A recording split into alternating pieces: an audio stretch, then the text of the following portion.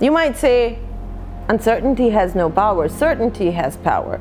And I'm here to very politely and respectfully disagree with you and invite you to look at a slightly different concept. Okay? How do we become certain?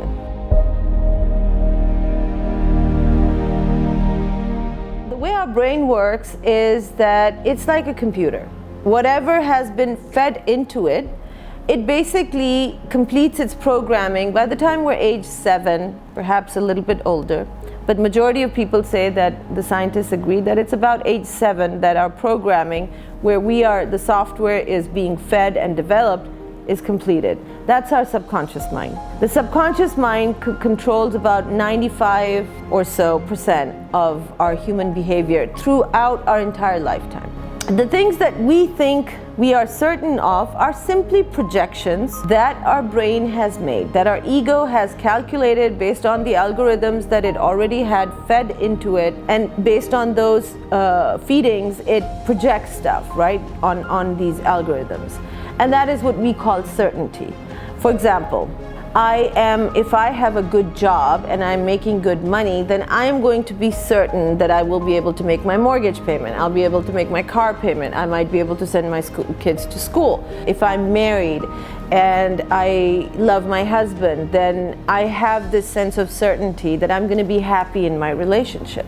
So my brain is projecting a kind of certainty based on that. And these are good to have, but they are all false. They're all illusions, because the truth is that my husband could die tomorrow, or he could fall in love with another woman and leave me. And then what will happen? What happened to the certainty?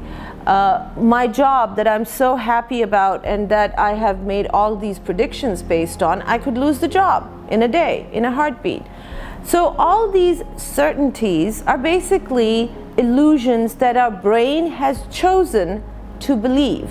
Now, if our life is kind of like a circle, let's say it's a circle, everything that we are familiar and comfortable with, things that we are certain of, are within that circle.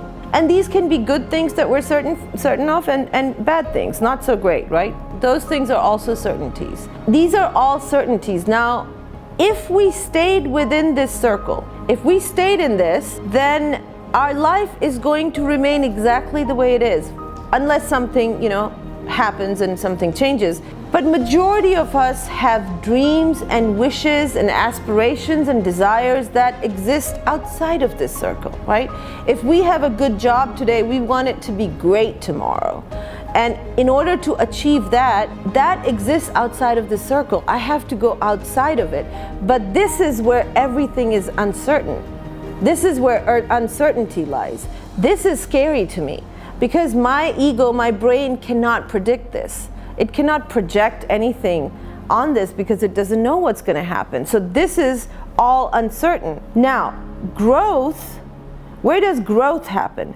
Growth happens right around these edges. That's where growth takes place. When we push beyond our comfort zone, when we begin to push against that, and we gingerly and we kind of tiptoe towards the edge, it creates a lot of fear. But as we get out of this comfort zone, we experience unexpected stuff, good and bad, but that is where growth happens. And you begin to see that everything that your brain had projected as a certainty was actually never a certainty. It was always an illusion of certainty.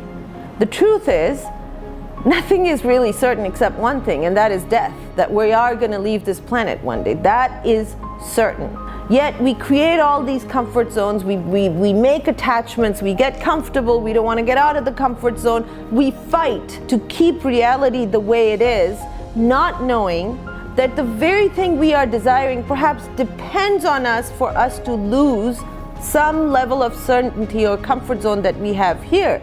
And so when God or universe forces that uncertainty in our life, they take away a person or a thing or whatever so that we're pushed out of that comfort zone, we call that experience pain. We call it a challenge. We don't like it. We run away from it, not knowing that this is where our blessings, this is where our true potential, this is where all that we desire actually lies. This is where it begins to take place. So one of the gifts of the pandemic, I truly believe, is that it gave us this gift of uncertainty. Yes, it was very uncomfortable. Yes, it created a lot of fear. Yes, it made us angry also.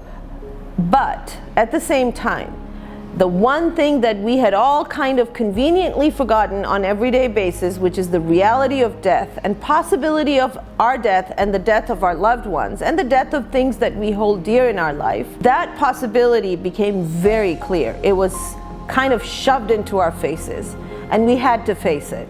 That was a blessing. Because when you begin to understand that certainty was always an illusion, you become fearless about uncertainty. You want to venture into it, which then opens up so many doors that we had never even dared to knock on before, because we were so comfortable in the attachments we had that we didn't want to let it go of, we didn't want to let go of the certainty, but the certainty was never real anyway. So think about some of the things that you held dear, that you thought were certainties, and now that they're gone, or maybe you're in the process of losing them, or maybe you have a fear now of losing them. And do this meditation on it, which I call the death meditation. I love this. This will create such liberation in your life, you won't believe it. I call it the death meditation. And so when you find out something, when you identify something that you have an attachment to, which basically, how do you find out you have an attachment to something? If you think about it, if I lose this person or thing from my life, is my life going to turn upside down? Am I going to be in a lot of fear, pain? Then that is an attachment. So you do this meditation where you envision or imagine exactly the thing that you are fearing. If it's the death of a person, you imagine that happening. Let the fear take over you. Let the pain take over you, because you're just doing it in your head. You're not just, if you do it in your head, you're not going to make it happen. So you're just doing it in the safety of your home. You're doing it in your head, but you're letting the experience take over you. Because remember, the fear of something bad happening to us is bigger than the actual event. That's what majority of people say. The fear is way bigger than the actual thing. So when you let the fear overcome you and you let that take over you, and yes, it could be quite scary, but then as you gain some balance and you let the emotions pass, then you ask yourself, okay, so what if this does happen? So I will be in a lot of pain, as I can experience some of it right now. Will I die? Is it going to be over? What else will happen? What else will happen? Keep asking yourself this question. Oh, then this will happen. Oh, then my kids are going to be hurt. And then this is, keep asking, okay, so they're going to be hurt. It's going to cause me more pain. Then what will happen? Then what will happen? Keep asking that question. And ultimately you will get to this answer. Either it will be, I don't know, or it will be, I will be taken care of.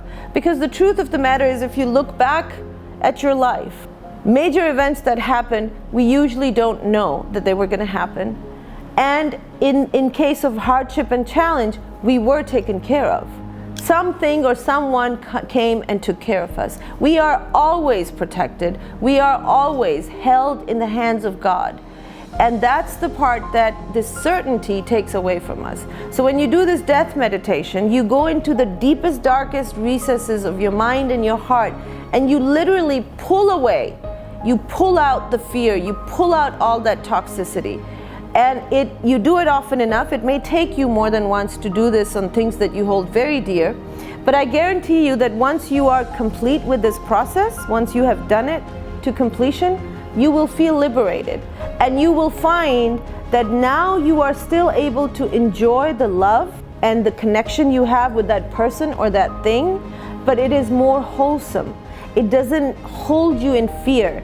It actually is a liberated person coming from a place of fullness and true love, not conditional love, but unconditional love and gratitude. True gratitude to God who gave you this thing or this person, and to that person as well. That, I'm so grateful that this person is here. I'm so grateful to you for being a part of my life, because if you weren't there, then I already experienced the kind of pain I would be experiencing. So try that and let me know how that works out for you.